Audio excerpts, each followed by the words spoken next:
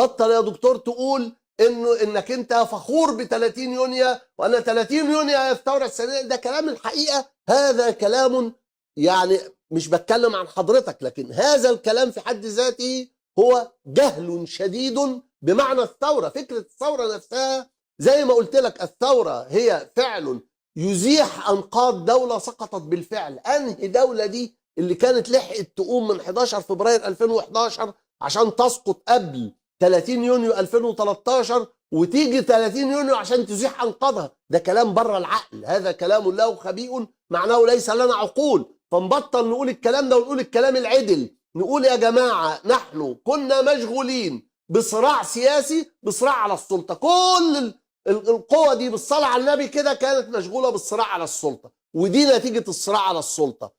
واستمرار صراع هذه القوى على السلطه هو ما يدعم العسكر في مقاعدهم وما يضمن للسيسي الاستمرار في الحكم. وعليكم اولا ان توقفوا صراعكم على السلطه حتى يمكن العوده الى المسار الثوري. ليه؟ لانه الصراع على السلطه صراع اقصائي، يعني انت كده، بينما الثوره هي صنعه الحشد، والحشد عكس الاقصاء. فاذا انت عايز تعمل حشد بينما انت تمارس الاقصاء، انت عايز تشعل النار بينما انت تصب الماء، مستحيل، مش هيحصل. فبالتالي لو سمحتم توقفوا عن هذا الصراع السلطوي، واعلموا ان توظيف كل اللجان الالكترونيه اللي في الدنيا، توظيف كل الجماعه المطبلاتيه اللي قاعدين يمدحوا في ده ويشتموا في ده وبالعكس يمدحوا في ده ويشتموا في ده، هذا لن يغير من الواقع شيء. فكلمه كلب لا تعض، هكذا قال بيرجسون، كلمه كلب لا تعض. هتقعدوا تقولوا كلام لده وتقولوا كلام في ده وتعملوا في ده، هذا لن يغير من الواقع شيء. الواقع ان احنا عندنا معتقلين، الواقع ان عندنا ناس محكوم عليهم بالاعدام، الواقع ان عندنا قبل الكلام ده كله عندنا مسار ثوري مؤجل معرقل حتى الان، عندنا شهداء، عندنا وطن بيتباع قطعه قطعه، عندنا سلطه بتعمل ضد مصلحه هذا الوطن وضد مصلحه هذا المواطن، عندنا تعريفات مغلوطه تضع الدوله فوق الوطن. زي ما قلت لك قبل كده، الوطن هو مجموعه القيم المعنويه والمقومات الماديه التي تؤمن الجماعه بان حياتها لا تستقيم من دونها، بينما الدوله هي مجموعه المؤسسات التي تسهر على حراسه واداره هذه القيم والمقومات، بينما الحكومه هي مجموعه الاشخاص الطبيعيه والاعتباريه التي تقوم على اداره هذه المؤسسات. اللي حاصل دلوقتي انه تم اختزال الوطن عشان يبقى هو الدولة، والدولة عشان تبقى هي الحكومة، والحكومة عشان تبقى هي شخص واحد اللي هو عبد الفتاح السيسي. وانت لغاية دلوقتي مش واخد بالك من اللي حصل ده، وقاعد تكلمني تقول لي لا اصل برضه الجيش كمؤسسة وطنية. يا عم تم اختزاله، والله العظيم. انت بتتكلم عن الغول والعنقاء والخل الوفي، اللي انت بتتكلم عنه ده بات وهما ليس له ظل على الارض. تعال نتكلم عن الاشياء الواقعيه اللي موجوده قدام مني على الارض. ان الاخوان وغير الاخوان ومن كان مع الاخوان، نعم تورطوا في الدفاع عن العسكر وفي تبني العسكر تحت مظنه الوعد بان هناك حكومه مستقره قادمه وبانهم القادرون على قياده هذه الحكومه. ونعم القوى غير الاخوان، ما يسمي نفسه بالقوى المدنيه، الحقيقه لا هم قوى، هم ضعف، ولا هم مدنيه، هم انصار للعسكر. ان الله لا يستحي من الحق. القوى المدنيه دي جت تحت مظنه هيا بنا ننتقم من الاخوان. طب انت بتنتقم من الاخوان ليه؟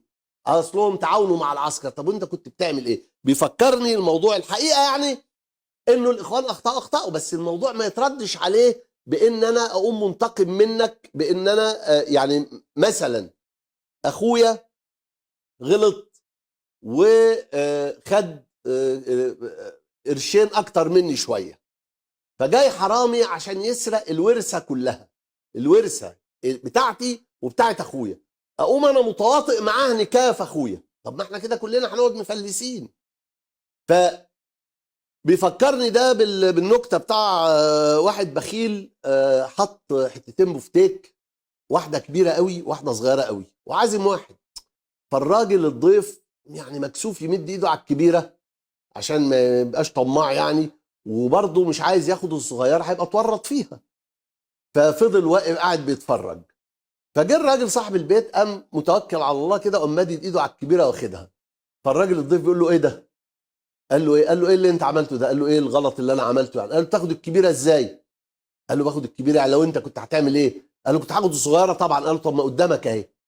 ف طبعا الكلام ده ينفع يتقال في سياق نكته ويبقى نضحك عليه، لكن لما يتعمل في سياق السياسه يبكينا جميعا. انا بقول لكم يا جماعه، هيا بنا نعد الى الاصل الوطني الجامع. كلنا مواطنون. انا مواطن يعني انا بدافع عن 3 عناصر عند حضرتك وانا ملتزم بده.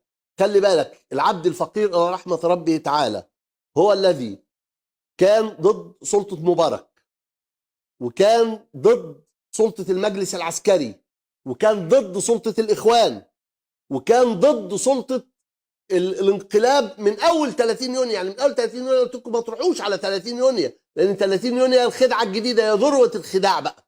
وما زلت لغايه دلوقتي ضد المجلس العسكري، والشخص الذي لم يحصل على شيء في كل ده، يعني في كل المشوار الطويل العريض ده، الحمد لله رب العالمين خرجت ولم اصب من متاع القوم المدنس شيئا.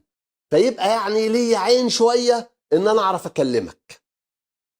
فانا بقول لحضرتك اهو، تخلى عن فكره الصراع على السلطه. اعلم انني انا وانت مواطنان، لانني ادافع عن حقك في الحياه، ادافع عن حقك في الملكيه، ادافع عن حقك في الحريه.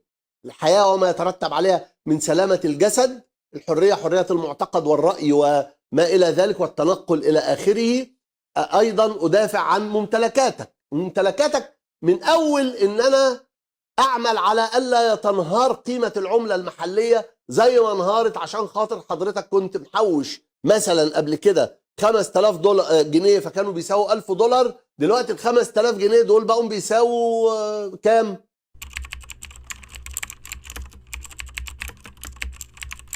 يعني انت خسرت مدخراتك.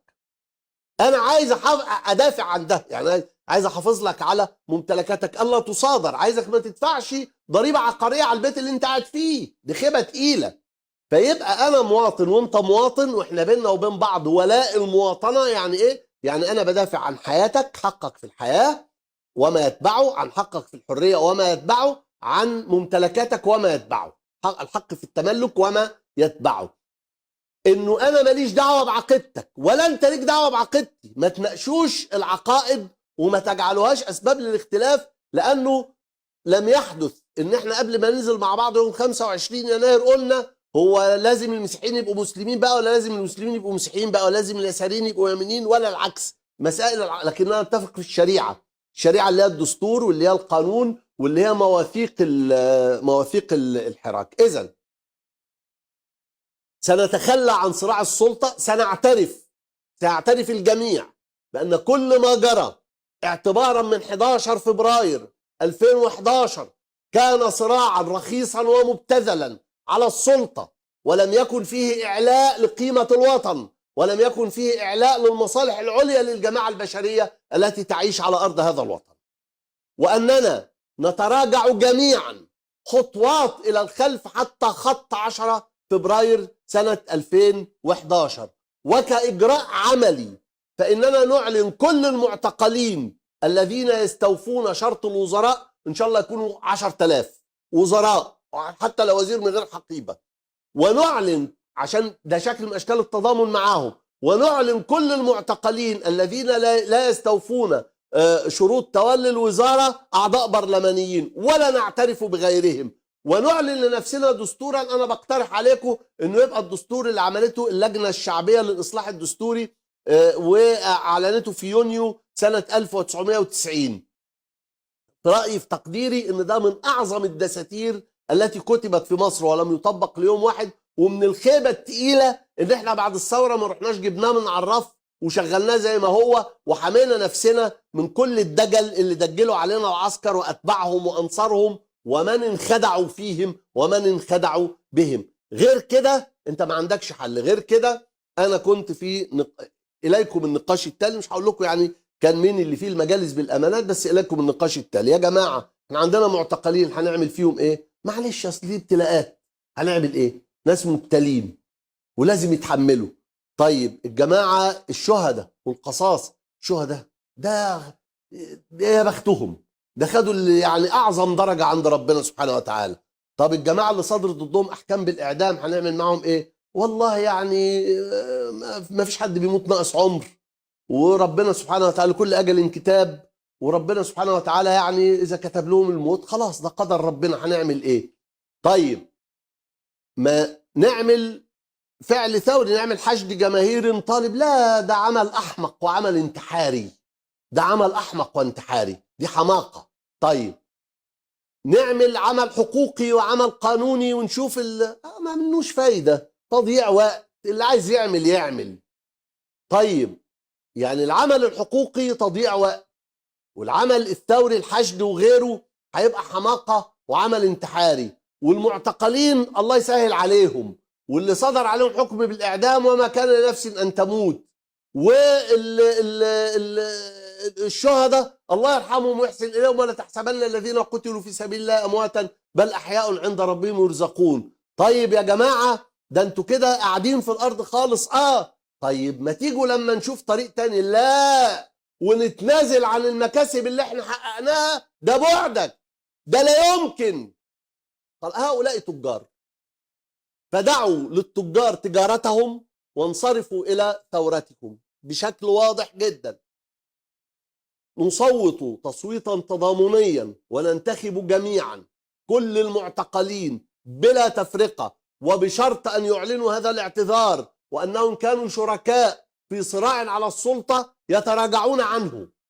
كل من يقبل بهذا الشرط، هو إذا كان رئيس قبل ما يدخل المعتقل فهو رئيس، إذا كان رئيس أركان فهو رئيس أركان، إذا كان وزير فهو وزير، إذا كان رئيس مجلس الشعب فهو رئيس مجلس الشعب، وإن لم يكن وهو يستوفي شروط الوزارة فهو وزير ولو بدون حقيبة وزارية، وإن لم يكن فهو عضو برلماني، ويظل هذا ساريا حتى يفرج عن الجميع وتجرى انتخابات ويختار الناس من يختارون، ويتعمل في إطار دستور.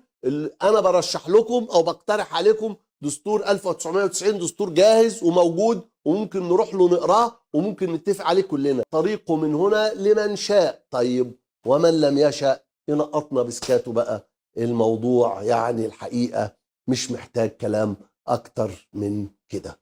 حتى نلتقي في الحلقة المقبلة إن شاء الله، وقبل هذا الموعد بنحو الساعة أرجو لكم أطيب الأوقات. أنقل إليكم تحية فريق العمل، والسلام عليكم ورحمة الله وبركاته.